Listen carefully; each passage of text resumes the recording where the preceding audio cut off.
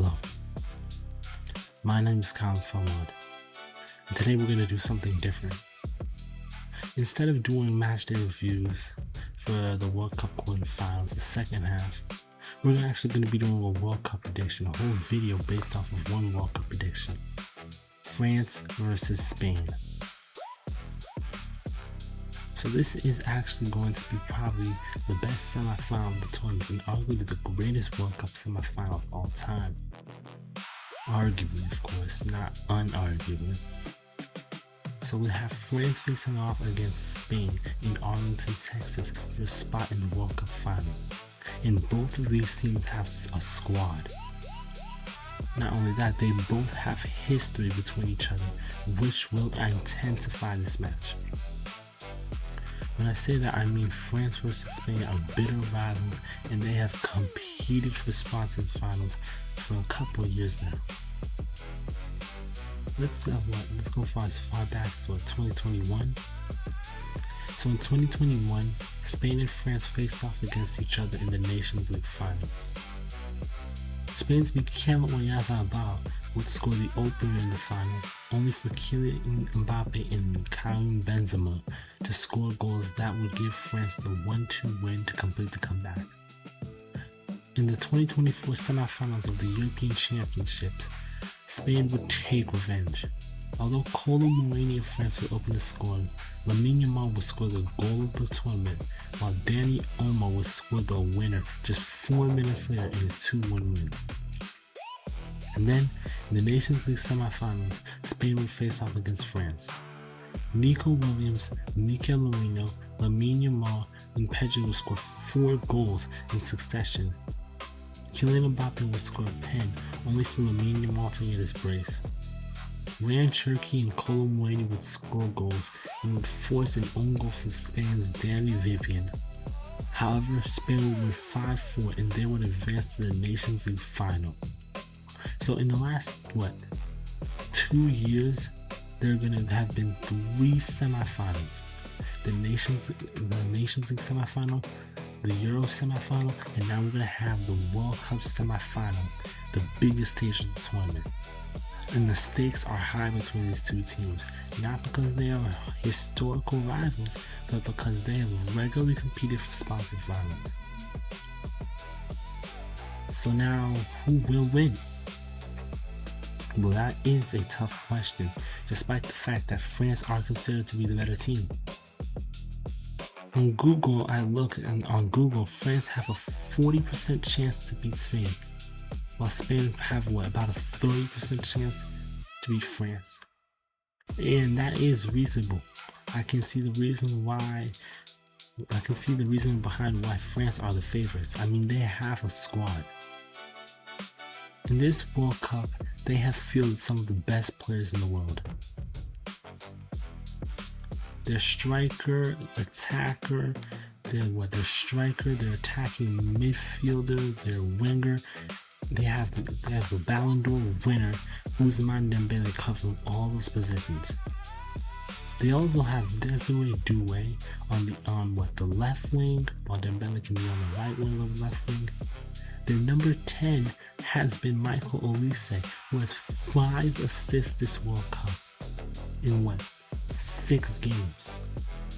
And then up front they have the talisman Kylen Mbappe, who's having the World Cup of his life. He's probably in his prime right now. He's got 20 World Cup goals in 20 games and 8 goals in the World Cup so far in just the semifinals. Probably the best stats he's had at the World Cup ever, and the tournament's not even over. Not only that, they have attacking cover with Bradley Barcola, Jean-Philippe Mateta, and players like Marcus Thuram and Ryan Cherki, who've been bench warmers despite the fact that they play for elite clubs and are elite players playing great football, but there simply isn't enough room for them in this team. Not only their attack, France also have a great defense too, thanks to their goalkeeper Mike Maignan, who's been between the posts for basically the whole World Cup. Not only that, they have great defenders in Dayo Upamecano and William Saliba, along with fullbacks Lucas Digne and Jules Koundé, along with a great midfield player in Manu Kone. This is a France super team, and they were predicted to win the World Cup.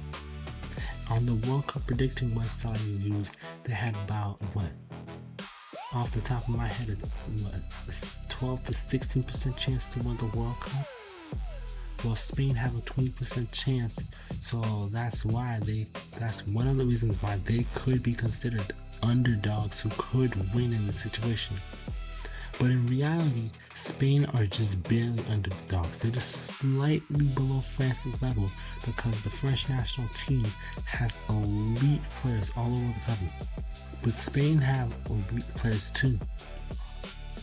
In their lineup, they have Mikel Oyarzabal, who despite his inconsistency has been able to show up when it matters for his team. Who else do we have? So they have midfielders in Fabian Ruiz and Mikel Merino, who scored goals against Belgium to help Spain advance to the semifinals in the first place. They have Dani Olmo, who can show up for Spain, along with Alex Baena, who scored the only goal of the game against Uruguay in match day 3, although that's really the only goal he scored in the World Cup. But while we're still talking about Mikel Merino is actually a great player for Spain. Not only has he been good for the club he plays for, Arsenal, I believe, but he has shown up for Spain in this World Cup. In the round of 16, he scored the 91st minute winner against Portugal to help Spain reach the quarterfinals in the first place, and then he scored an 88th minute winner against Belgium to send them to the semifinals. This is the farthest Spain has gotten since they won the World Cup in 2010, which is insane when you think about it. Mikel Merino has been key for this team. And of course, there is Lamine Yamal, who is now officially 19 years old, who has been completing dribbles and doing amazing skills all over the place. He has been player of the match 2 times for Spain. He even scored a goal in the group stage match against Saudi Arabia, his first World Cup goal ever. Although he hasn't been able to score, he might be able to pull something off against France later. And it's not just France's attack, it's not just Spain's attack. Like France, they have great defense too. In the post, they have Unai Simon, who has been great for Spain so far this World Cup. They also have Rodri in the defense. They have Rodri as a DM or a central midfielder, along with Aymeric Laporte and Marc Cucurella. Both of these players can show up in the defense. Not only that, statistically their defense has been amazing. In the World Cup group stages, France only conceded 2 goals, and they were against Senegal and Norway, two teams that could have been considered favorites, and the reason why France were basically in a group of death, at least in my opinion. However, France's defense has been on an amazing run, as they have not conceded in the round of 32, the round of 16, or the quarterfinals, meaning the last time that they conceded was in the final group stage match, meaning that Mike Maignan has 4 clean sheets for France. Unai Simon's record, however, might be even better though. In the opening group stage match, he prevented Cape Verde from getting their first ever World Cup goal in a goalless draw, as you already know. Well, he made one save, but a clean sheet is a clean sheet, no? He also had clean sheet performances against Saudi Arabia and Uruguay, meaning that he did not concede a single World Cup goal during the group stages.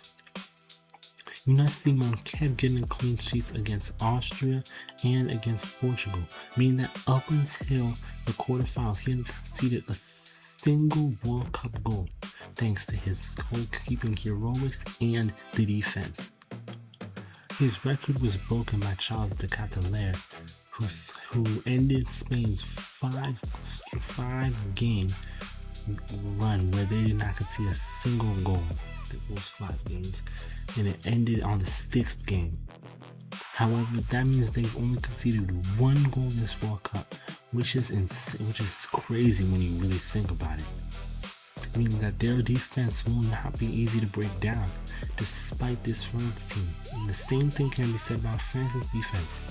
Spain could do a lot, but the French defense will be strong and they will be hard to break. However, I do predict that the attackers might have a goal fest. The midfielders are also players to look out for, as I said, and I predict that France will open the scoring. Michael Olise of France will get his 6th assist at a World Cup, equaling the amount of assists Pele got way back in 1970, and he will assist Kylen Mbappe for the opening. However, Lamine Yamal will not be silent, and he will assist Oyarzabal, who will get the equalizer. Lamine Yamal may very well back up his talk that he has against France, believing that Spain will obviously beat Le Bleu. That's what he said. It may happen, it may not happen, but he may score what he may consider a winner. However, Ousmane Dembele of France will score along with Desiree Doué. Lamine Yamal may very well get his brace. However, Michael Olise will score the 4th goal of the game, and that will be the end. We may get 4-3. That's the score I predict.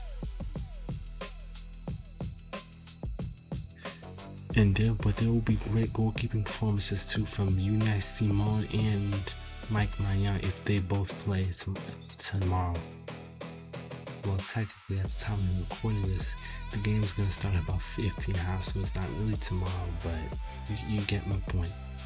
But defenders like Aymeric Laporte, Marco Cucurella, who else do we have? William Saliba, Lucas Digne, Jules Koundé. Although they will let in goals and cause a goal fest, they will also have great defensive performances. As a result, France will go to the final, while Spain will be forced to go to 3rd place match, as they will lose to France in the semi-final for the first time in 2 years and end their run. However, Spain do have a great team, and I predict that they will do well in the 3rd place match, as do I predict France will do well in the final, but I will be releasing my predictions on those matches. I will be releasing my predictions on the finals and the 3rd place matches before they happen. And now we have England-Argentina. Well, we're going to do that probably later after the France vs. Spain game. But for now, that's the predictions I have for France vs. Spain. And that's it. We will see what happens later. And we'll see if I got my predictions right. And maybe France will win, maybe Spain will win, maybe I'll get the scorelines right, maybe I'll get the scorelines wrong, but we will see. For now, that's it for me. Thanks for watching the video, and stay tuned for what I have in the upcoming future for the England-Argentina game. And don't forget, I can't forget that I also have to do the reviews for the Argentina-Switzerland games and the Norway versus England games. I'll likely do those between the semifinals and the 3rd place match, along with the review. And actually, I might just wait until the end of the World Cup to review my predictions, because of, well, how congested everything is with the semifinals, the 3rd place match, the final, and doing all the predictions. But as for those predictions, we will see. Until then, that's it for me. Thanks for watching, and bye.